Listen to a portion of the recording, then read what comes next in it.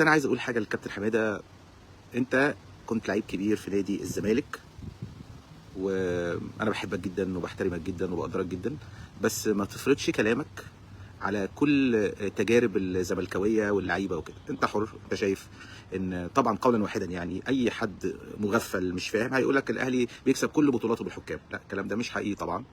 النادي الاهلي بيكسب بطولات لانه نادي كبير وعنده لعيبه كبار وعنده امكانيات وعنده قدرات وعنده شعبيه.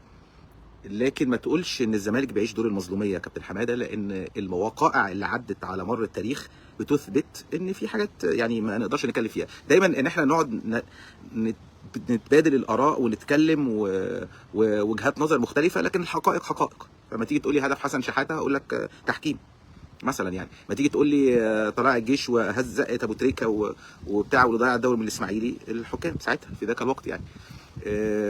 ما تيجي تقول لي اخطاء تحكيميه فجه حتى من الحكام الاجانب على مر العصور، جمال حبيبي الجون، اسماعيل يوسف ضربه جزاء، يعني حتى ضربه جزاء حسين الشحات الاسباني ده في ماتش بيراميدز. يعني في اشياء ما نقدرش نتكلم فيها، بتبقى طبعا اخطاء تحكيم وارده يعني ليك وعليك وعليك وليك، لكن في وقت اللي هي بتكون في المواقف بقى اللي ممكن تجيب بطوله، اللي ممكن تحسب بطوله، بيحصل يعني حاجات كده. لكن فكره ان انا ابقى بوري ان الجمهور عنده مظلوميه او الزمالك عنده مظلوميه او بيعيش على المظلوميه، لا طبعا دي مش حقيقه يعني.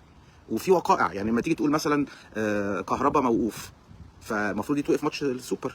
دي وقائع يا كابتن، ماتش السوبر. فيجي يقول لك لا اصل الاهلي راح لمحاكم مدنيه. ما هو محاكم مدنيه ممنوعه. فيجي الشيبي بعديها الشحات يضربه بكده فيروح للحاكم المدنيه، فالنادي الاهلي قدم مذكره في الشيبي ان ممنوع يروح للحاكم المدنيه. الله، طب ما انت رحت للحاكم المدنيه وبسببها الاهلي الزمالك انسحب. لما تيجي تقول الزمالك انسحب مره واثنين وثلاثه وقبليها مش عارف الاسماعيلي وما اعرفش كذا حد ويتخصم منه 6 نقط، ويجي الاهلي ما ينسحب ياخد 3 نقط ويكون ال3 نقط دول اساس الفوز بالدوري. يعني لو ما خدهمش زي ما اتخصم 6 نقط، يعني دي مش دي حقيقه يا كابتن حماده.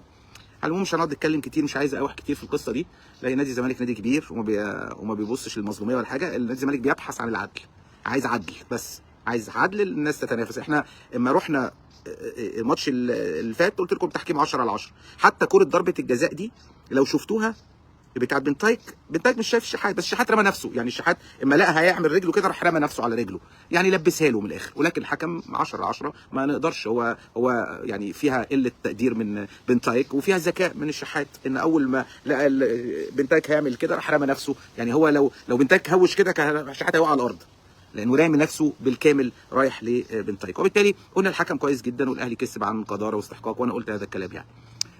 ده بالنسبه نروح بقى للزملكاويه ونادي الزمالك. تعالى بس، انا عايز، في ناس كتير عماله تبعت لي وانا مش شايف حاجه بصراحه،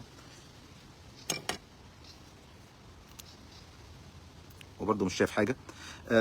طيب، نروح للزمالك. انا مش شايف حاجه برضه. نروح للزمالك وماتش المحله. ناس كتير وانا من ضمنهم من الاول عايزين الزمالك يعني يغير المدرب ويجيب مدرب على قدر الزمالك، لكن احنا على ارض الواقع خلينا حقانيين يعني. احنا الزمالك معاه فلوس؟ لا، معهوش فلوس. طب الزمالك مطالب انه يمشي الراجل ده ولسه فاضل له بقى له 3 شهور ما قبضش، وكمان ليه 3 شهور ادي 6 شهور بياخد له 23,000 دولار. يعني انت بتتكلم في 200,000 دولار، 200,000 دولار يعني 10 مليون جنيه. لسه هشام نصر مسلف النادي قرض حسن ب 20 مليون جنيه عشان يدي كل لعيب 300 400 500 الف جنيه 600 الف جنيه عشان يوزعهم على 30 لاعب حقوق اللعيبه اللي من السنه اللي فاتت ما خدوهاش. فعلى ارض الواقع انت معكش فلوس، هتغير مدرب ازاي؟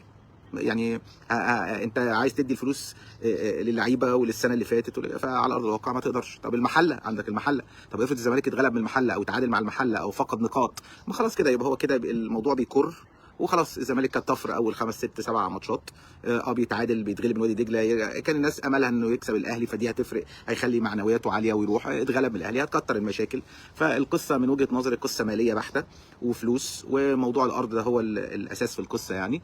الارض هترجع، الزمالك هيفوق. الارض مش راجعه، ما فيش زمالك السنه دي من وجهه نظري يعني. احسن فريق من وجهه نظري في الدوري كله. سيبكم من الاهلي كسب، هو الاهلي كسب الزمالك عشان يعني الزمالك مش كويس والاهلي مش كويس. والله الاهلي ما كويس. حتى في ماتش الزمالك الاهلي تفوق على الزمالك عشان الاهلي افضل من الزمالك، لكن الاثنين وحشين.